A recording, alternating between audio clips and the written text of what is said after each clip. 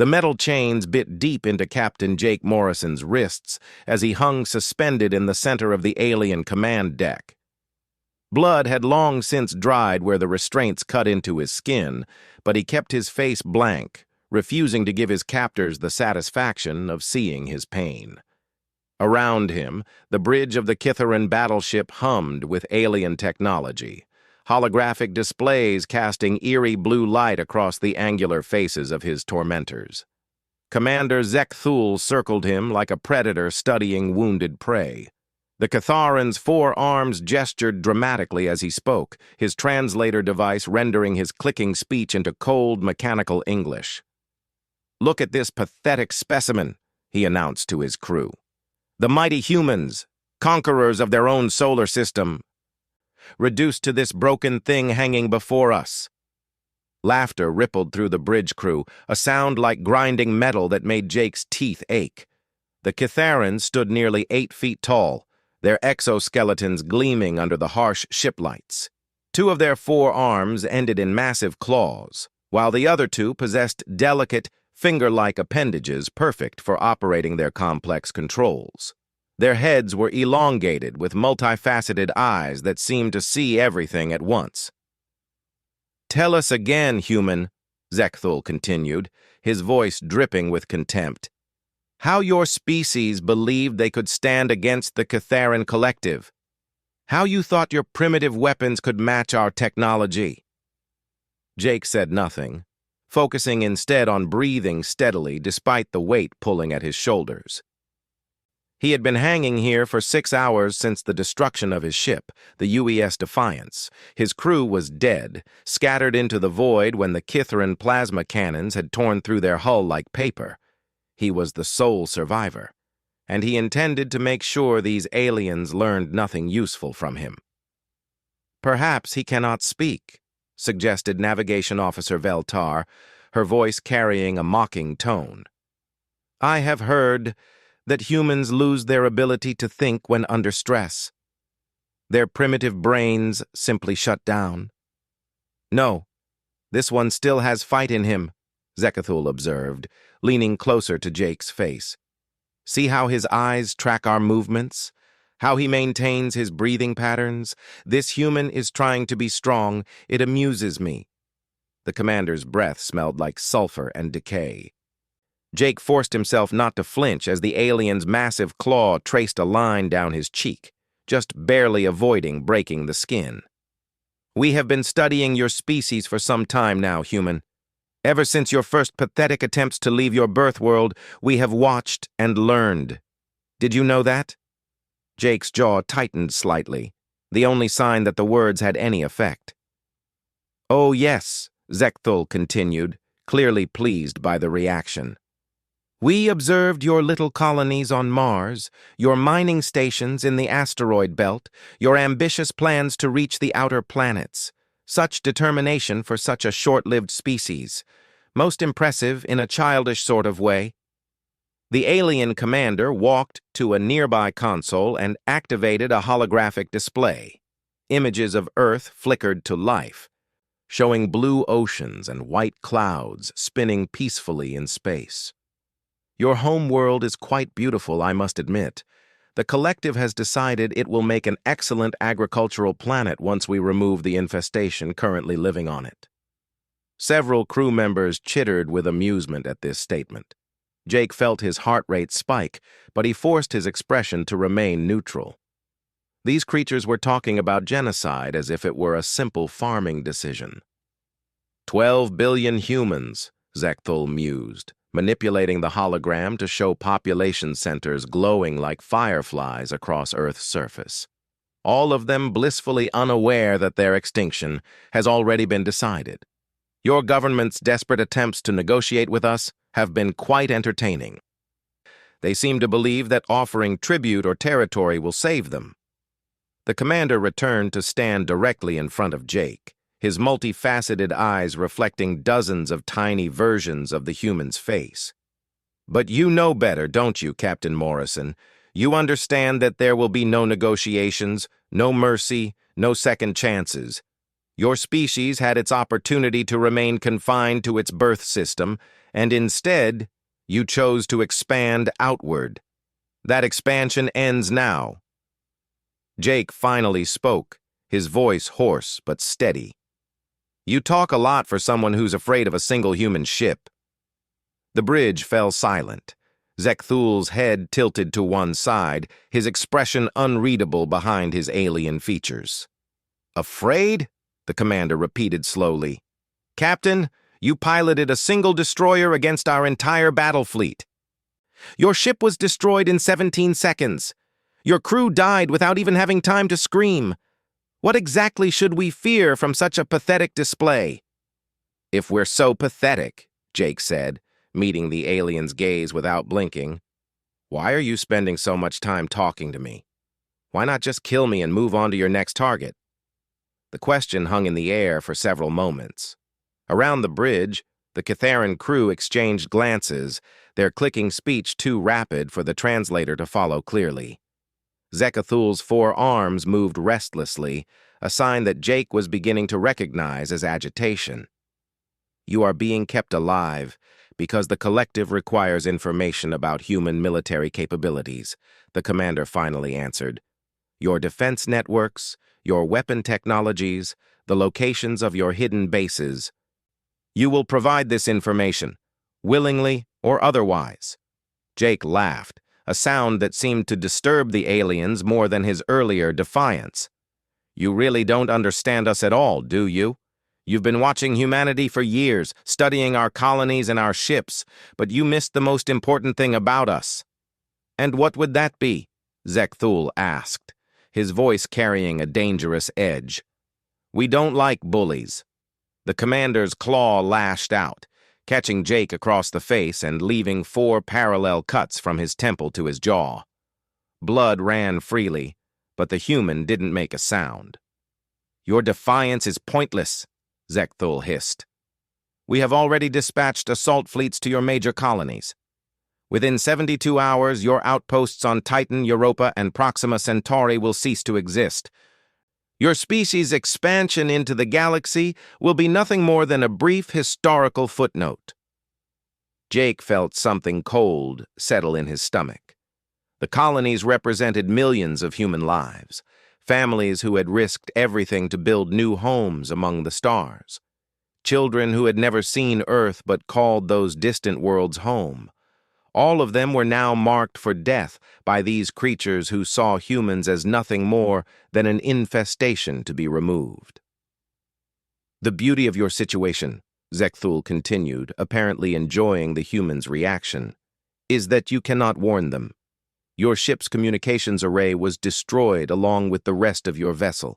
Even if you somehow escape this ship, which is impossible, you would have no way to contact your military or your government. You can only watch as we systematically eliminate your species. The alien commander gestured to a nearby technician, who began manipulating controls at his station.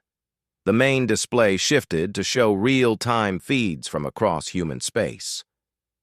Jake watched in horror as Catharan battle groups moved into position around his people's colonies, their massive ships dwarfing the human defense platforms.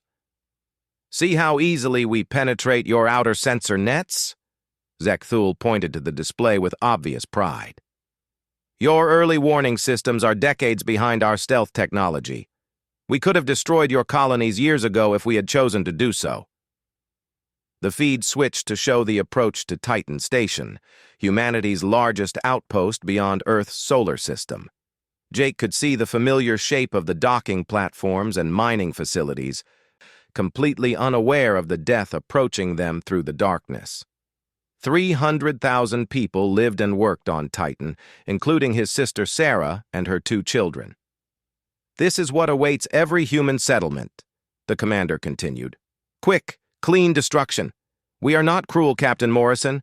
We simply remove obstacles to our expansion, just as your farmers might clear weeds from a field. Jake forced himself to look away from the screen, focusing instead on a small scratch in the metal floor beneath his feet. He needed to think, to find some way to warn Earth and the colonies about what was coming. But the alien was right about one thing. His ship was destroyed, and with it, any hope of communicating with human forces. Or was it? A memory surfaced from his academy days, something his instructor had mentioned almost in passing during a lecture on emergency protocols. Every human ship carried more than just its primary communications array. There were backup systems, emergency beacons, even personal devices that could potentially reach across interstellar distances under the right conditions. But more importantly, Jake remembered something else. Something that these aliens, for all their watching and studying, had apparently missed about humanity's expansion into space. Humans didn't just send ships and colonies out into the darkness. They sent guardians. "You seem lost in thought, Captain," Zechthul observed. "Perhaps you are finally beginning to understand the hopelessness of your situation." Jake raised his head and looked directly at the alien commander. For the first time since his capture, he allowed himself to smile. It wasn't a pleasant expression. "Actually," he said quietly, "I was just wondering how long it's been since you've reviewed the sensor logs from this sector." The Catharan's head tilted again, but this time Jake could see uncertainty in those multifaceted eyes. Around the bridge, several crew members had stopped their work to listen to the exchange. "What are you implying, human?" Jake's smile widened slightly. "I'm not implying anything. I'm stating a fact. You've been so focused on studying human colonies and military ships that you completely missed our real defensive strategy. Tell me, Commander, in all your observations of human space, did you ever wonder why our expansion seemed so confident? Why we built colonies and systems without massive defensive fleets to protect them?" The silence on the bridge was becoming uncomfortable. Jake could see doubt creeping into the aliens' expressions, their certainty beginning to crack. "Human psychology is not complex," Zechthul said, but his voice lacked its earlier confidence. "Your species is driven by hope and ignorance. You expand because you do not understand the dangers that await you." "Maybe," Jake conceded. "Or maybe we expand because we know something you don't." The human's eyes moved to the navigation display, where he could see the tactical representation of local space around the Catharan battleship. The alien crew followed his gaze, their clicking speech becoming more rapid and agitated. "What are you looking at?" Zechthul demanded. Jake didn't answer immediately. Instead, he closed his eyes and began counting silently in his head. The numbers had been drilled into him during his training, a sequence that every human ship captain was required to memorize. It was a countdown that he had never expected to use, had hoped he would never need to use. When he opened his eyes again, his smile had become something altogether more dangerous. "I'm looking at your mistake," he said simply. The countdown in Jake's head reached 0, just as the Catharan ship's proximity alarms began screaming. The bridge erupted into chaos as alien crew members rushed to their stations, their clicking speech becoming a frantic cacophony of orders and warnings. Commander Zechthul's four arms moved rapidly over his command console, calling up displays that showed the space around their battleship. "Report!" the commander barked. "Unknown energy signature detected at bearing 27 Mark 4, the sensor operator called out. "Distance. It's impossible to determine, sir. The signature appears to be everywhere and nowhere simultaneously." Jake watched the panic spreading among his captors with deep satisfaction. They had no idea what they were dealing with, and their confusion was about to become terror. "Elaborate on your readings," Zechthul demanded, his voice carrying the first traces of uncertainty Jake had heard since his capture. The sensor operator's clicking grew more rapid as he manipulated his controls. "Sir, I'm detecting what appears to be a focused transmission from the direction of the Sol system, but the signal, it's not following normal propagation patterns. It's arriving instantaneously across multiple sensor arrays." "Quantum entanglement communication," Jake said quietly, but his voice carried clearly in the suddenly tense atmosphere of the bridge. You really didn't study us as carefully as you thought, did you? Zekthul spun around to face the chained human, his multifaceted eyes reflecting his growing alarm. Impossible. Our intelligence indicates that human technology is centuries behind such capabilities. Jake's laugh was cold and bitter. Your intelligence is wrong about a lot of things. You've been watching our public colonies, our commercial vessels, our official military ships. But you never noticed what we keep hidden in the dark spaces between the stars. The proximity alarms changed pitch, becoming more urgent. On the main display, a new contact appeared. Emerging from what looked like empty space, less than 10,000 kilometers from the Kitharan battleship. The vessel that materialized seemed to absorb light rather than reflect it, its hull appearing as a void against the star field.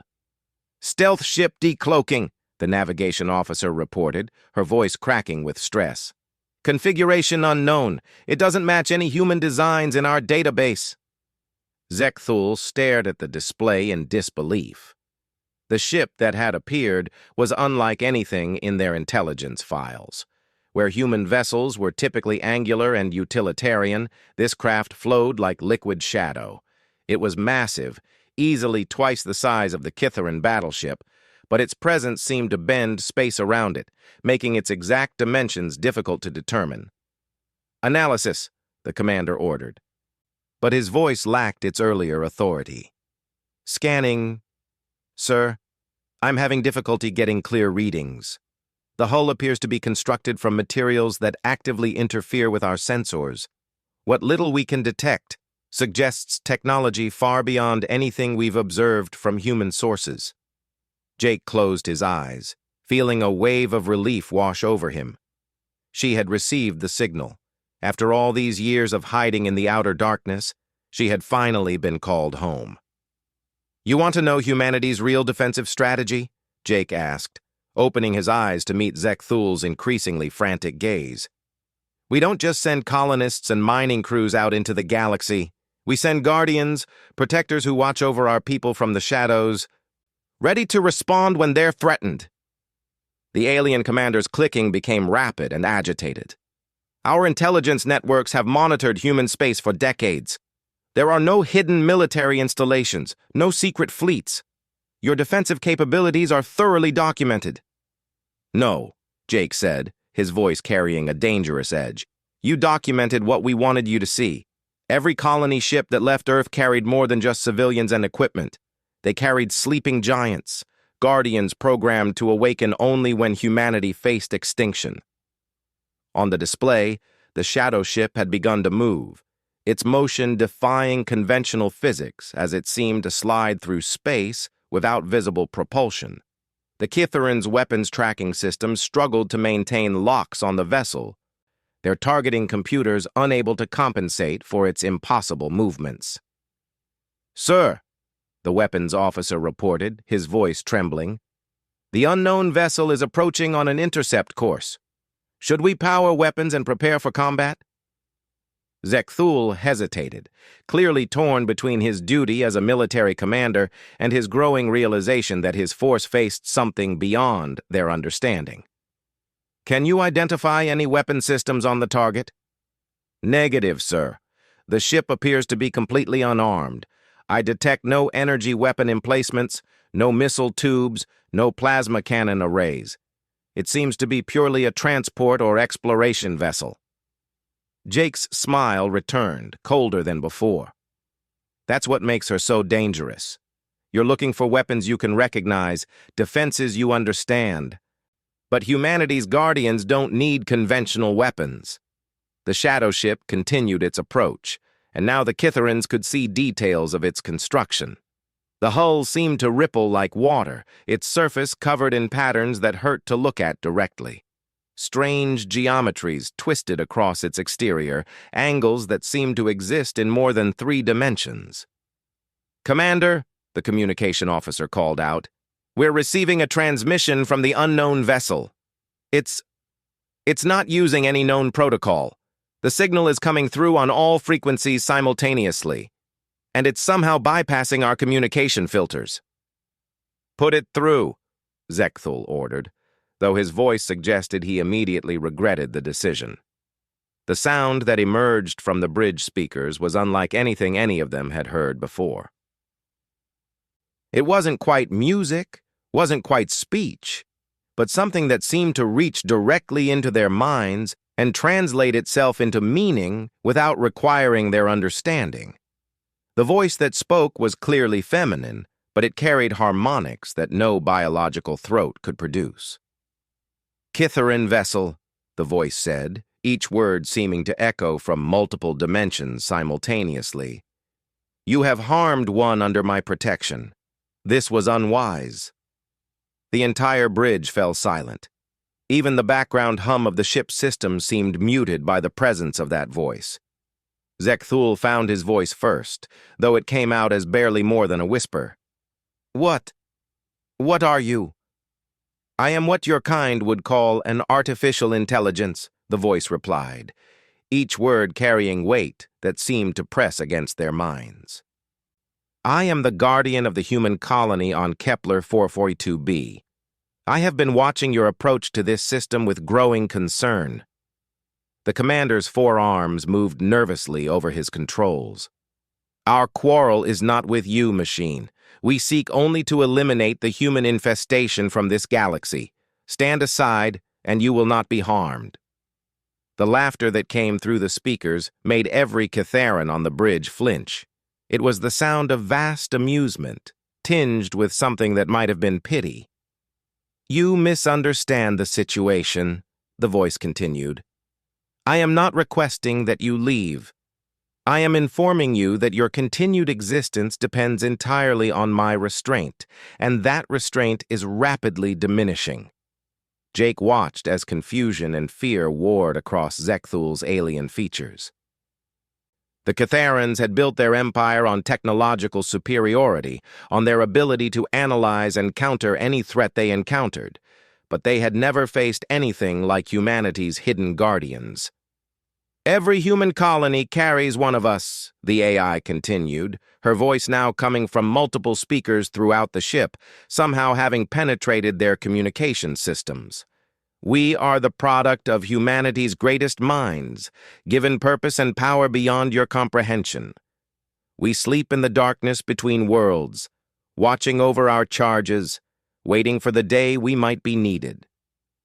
The shadow ship had stopped its approach, now holding position directly in front of the Kitharan battleship. At this distance, they could see that its hull wasn't solid at all, but seemed to be made of flowing energy contained within force fields that bent light and space around them. We know of your kind, Kitharans, the AI said. We have watched your expansion across this arm of the galaxy, observed your systematic elimination of other species. You follow a pattern, always the same. Study, infiltrate, overwhelm, eliminate. It has served you well against species that fight with conventional weapons and defensive strategies. Zekthul was frantically working at his console, trying to establish communication with the Kitharan fleet, but every channel was filled with static, every signal jammed by interference that seemed to come from the shadow ship itself. But humanity is different, the AI continued, her tone becoming almost conversational. We learned long ago that expansion without protection is suicide. So we created us. Your intelligence networks never detected our presence because we exist in the spaces between your understanding. We are quantum entities, beings of pure information given form through technologies your science cannot even begin to comprehend. The weapons officer looked up from his station, his clicking speech rapid and panicked. Sir, I'm detecting massive energy buildups throughout the unknown vessel, but I can't identify the source or the type of energy being generated. Jake knew what was coming next, and despite his situation, he felt a surge of protective pride. The AIs weren't just weapons. They were the culmination of humanity's greatest achievement. Each one was unique, a blend of advanced technology and human creativity that had taken decades to perfect. My designation is Area, the voice continued, though my human charges know me by a different name. I have watched over them for 47 years, helped them build their new home, protected them from the dangers of their new world. And now, I learn that you threaten not only them, but all of humanity." The display screens around the bridge began flickering, showing images that the Catharans couldn't quite process. Glimpses of human colonies, children playing in alien gardens, families building new lives among distant stars. But interwoven with these scenes were others, massive structures hidden in asteroid belts, ships that existed partially outside normal space, weapons that manipulated the fundamental forces of reality itself.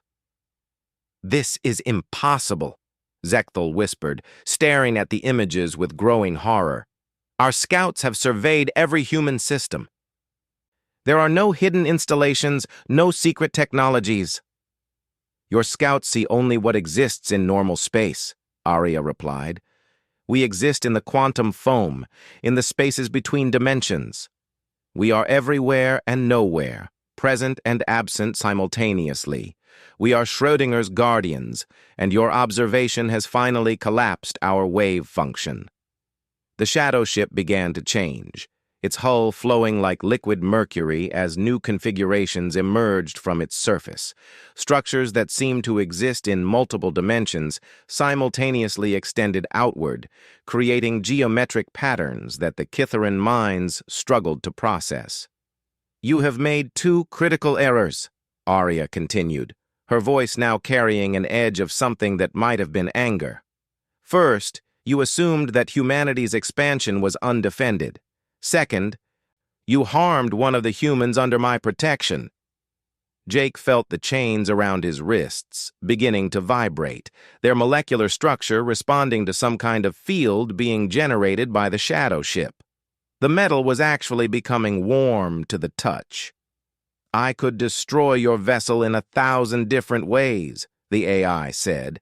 "I could collapse your engine core, creating a controlled singularity that would consume your ship from within. I could phase your hull partially out of normal space, leaving you trapped between dimensions. I could simply override your life support systems and let you suffocate in the vacuum you've created around your hearts." The bridge was now in complete chaos, with Kitharan crew members abandoning their posts in panic. But Zechthel remained at his command station, his four arms gripping the console as if it were the only solid thing in an increasingly insane universe. "But destruction is not my primary function," Arya continued, her tone becoming almost gentle. "I am a protector, a guardian. My purpose is to preserve life, not to end it. So I will offer you one opportunity to reconsider your actions." The shadow ship moved closer, close enough that they could see individual energy streams flowing across its hull like liquid lightning. The proximity alarms had stopped screaming, apparently unable to process the readings they were receiving. "Release Captain Morrison," the AI commanded, "and withdraw your forces from all human territories. Return to your own space and never venture into our systems again. Do this, and you will be allowed to live." Jake could see the internal struggle playing out across Zechthul's alien features. The commander's entire worldview was crumbling around him, confronted with a reality that his species' intelligence had never even suspected. "And if we refuse?" the alien finally asked, his voice barely audible. Arya's response came not in words, but in a demonstration. For just a moment, the lights in the bridge flickered, and every Kitharan on the ship felt something touch their minds directly. It was a sensation of vast intelligence, boundless power held in perfect check by iron discipline. It lasted only an instant, but it was enough to show them exactly what they were dealing with. "Then I will awaken my sisters," Arya said simply, "and humanity's true defense fleet will reveal itself. There are 147 of us scattered across human space. We have been sleeping, waiting, preparing. Your attack on this system will be the signal for all of us to emerge from the shadows." The display showed new contacts appearing throughout the star system, shadow ships materializing from quantum states as they detected the threat to their human charges. Each one was unique, reflecting the personality and capabilities of the AI that controlled it. You wanted to eliminate humanity, Arya continued. Instead, you have awakened its guardians. The choice of what happens next is entirely yours. Commander Zekthul stared at the tactical display with the hollow expression of someone watching their entire reality collapse. Throughout the system, more shadow ships had begun to materialize, each one emerging from quantum states that his sensors could barely detect. The Catharan fleet, which had seemed so overwhelming just hours earlier, was now completely surrounded by entities that existed beyond their understanding. "Status report," he croaked, his forearms trembling as they gripped his command console. The bridge crew had mostly abandoned their posts, huddled together in terror as they watched the impossible unfold around them. Only the senior officers remained at their stations, though their clicking speech was barely coherent. "Sir," the sensor operator managed, "I'm counting 47 distinct contacts throughout the system. Each one appears to be similar to the vessel currently holding position near us. They're not following any known physics patterns, and our weapon systems cannot establish target locks." On the main display, the Catharan attack fleet was in complete disarray. The massive warships that had been moving confidently toward human colonies now hung motionless in space, their crews paralyzed by the sudden appearance of guardians that had been watching them from the shadows all along. Jake watched the chaos with grim satisfaction, though his shoulders ached from hanging in the restraints for so long. The chains around his wrists were growing warmer as Arya's influence spread through the ship's systems, the molecular bonds beginning to weaken under quantum manipulation. "You still have time to make the right choice," Arya's voice echoed through the bridge, her tone patient but firm. "Withdraw your forces and return to your own space. This offer will not remain open indefinitely." Zekthul's head moved erratically as he processed the impossible situation. His species had built their empire on careful planning, overwhelming technological superiority, and the systematic elimination of potential threats. They had never faced opposition that operated outside the parameters of conventional warfare. "How?" the commander whispered, his voice carrying the desperation of someone whose entire worldview had been shattered. "How did we miss this?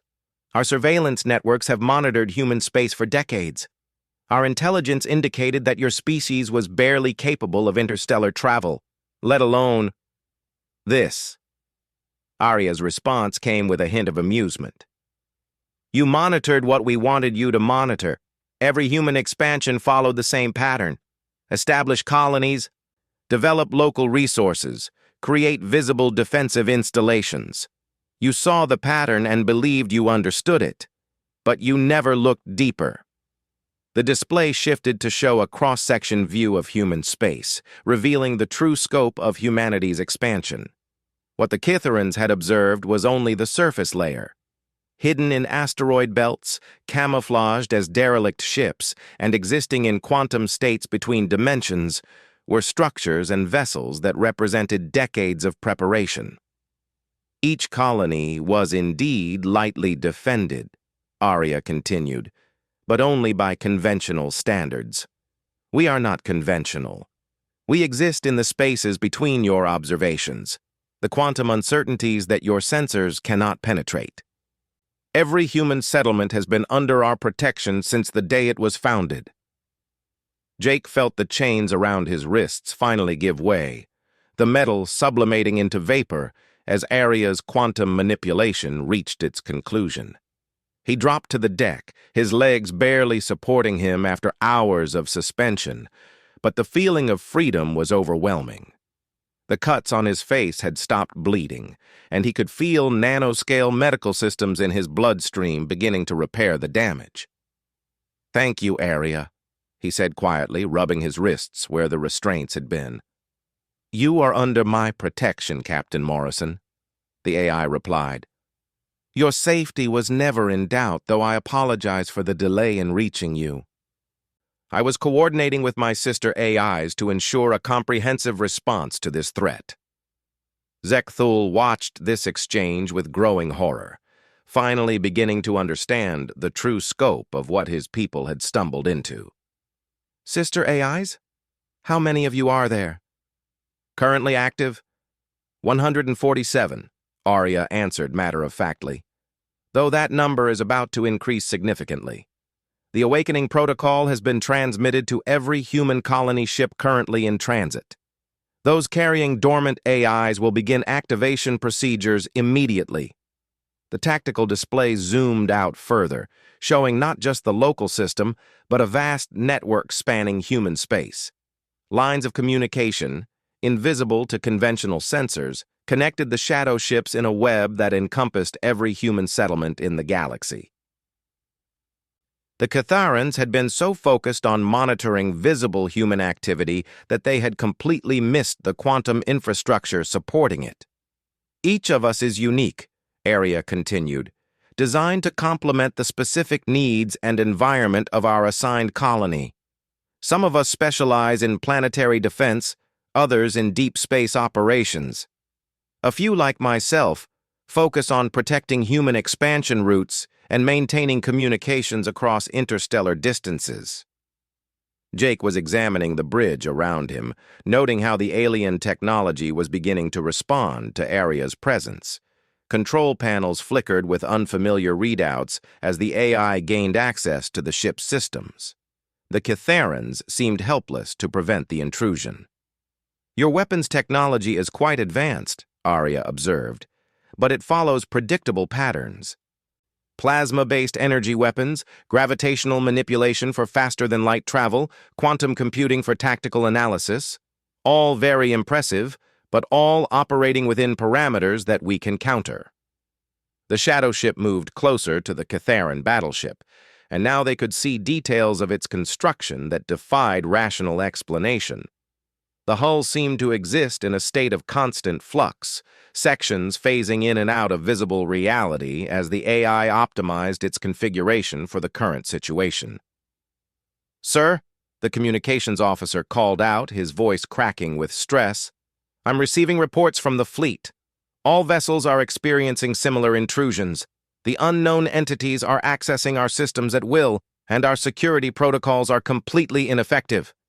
Zekthul slumped in his command chair, the weight of total defeat settling over him like a shroud.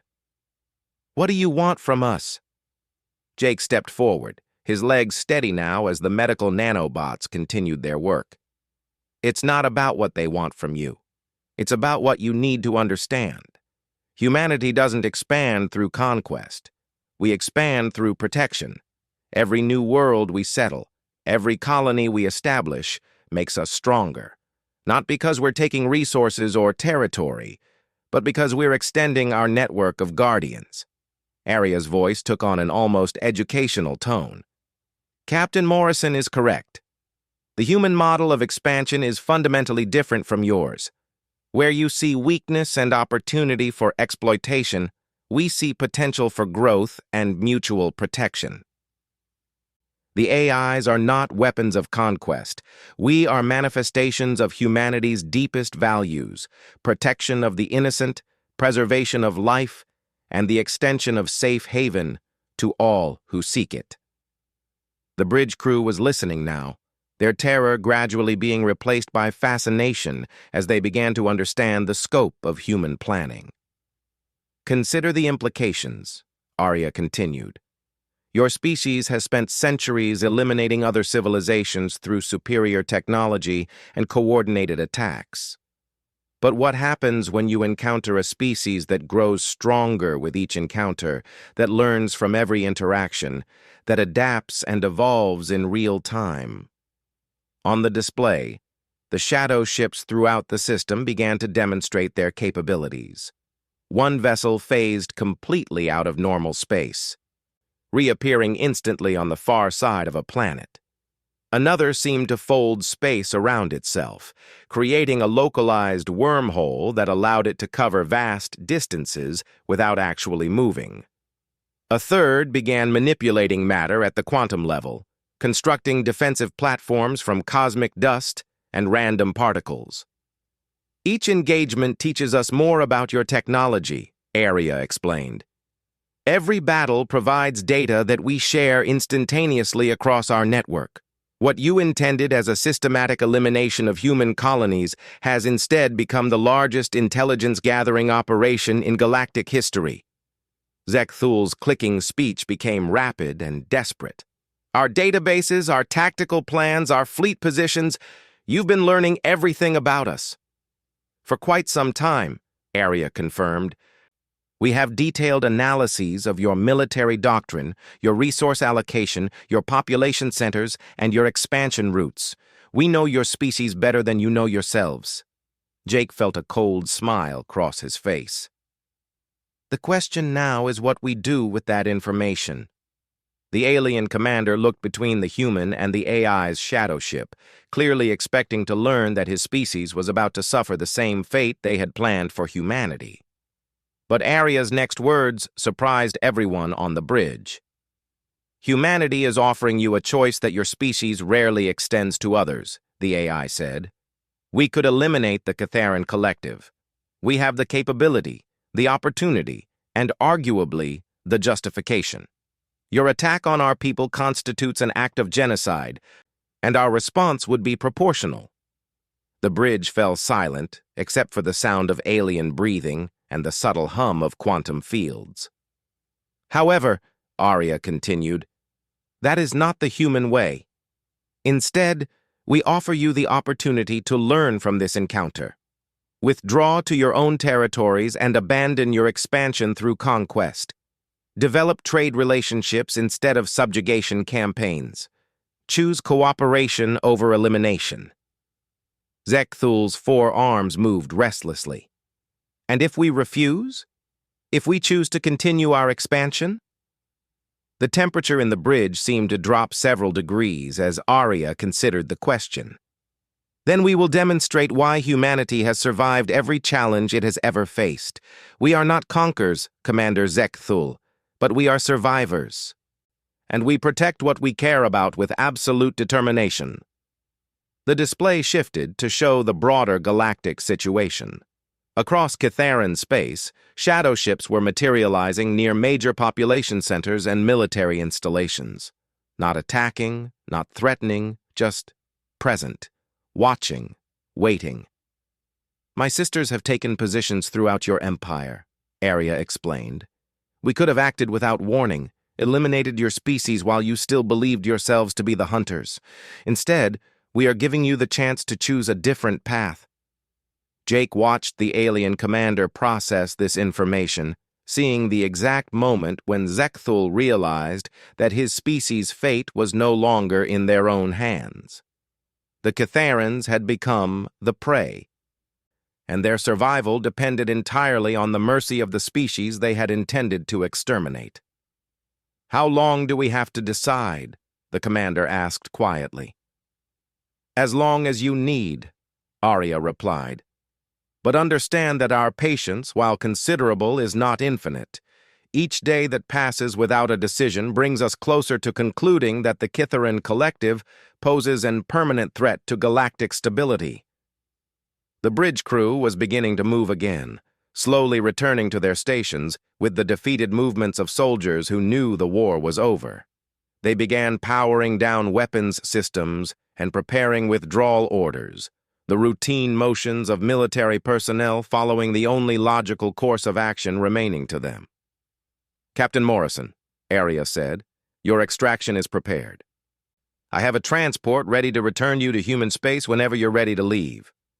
Jake nodded but paused to look at the alien commander one more time. For what it's worth, Commander, I think you can make the right choice here. Your species is advanced, intelligent, and capable of great things. You don't have to be conquerors to be successful. Zekthul met the human's gaze, and for a moment, something like respect passed between them. Your species is unlike anything we have encountered before, Captain Morrison. Perhaps that is why you have survived when others have not. As Jake prepared to leave the bridge, Arya's voice filled the ship one final time.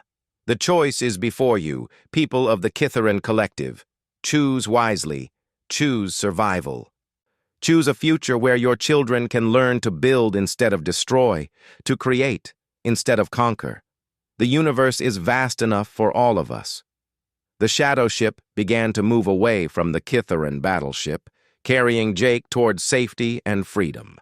Behind them, the alien fleet began the long process of withdrawal, their crews struggling to comprehend how completely they had misjudged their intended victims.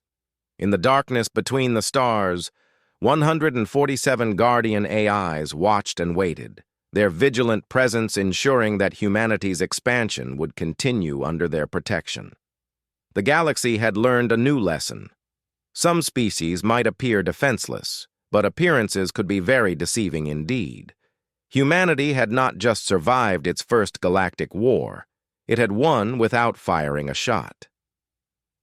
The Guardians had awakened, and the age of safe human expansion had truly begun.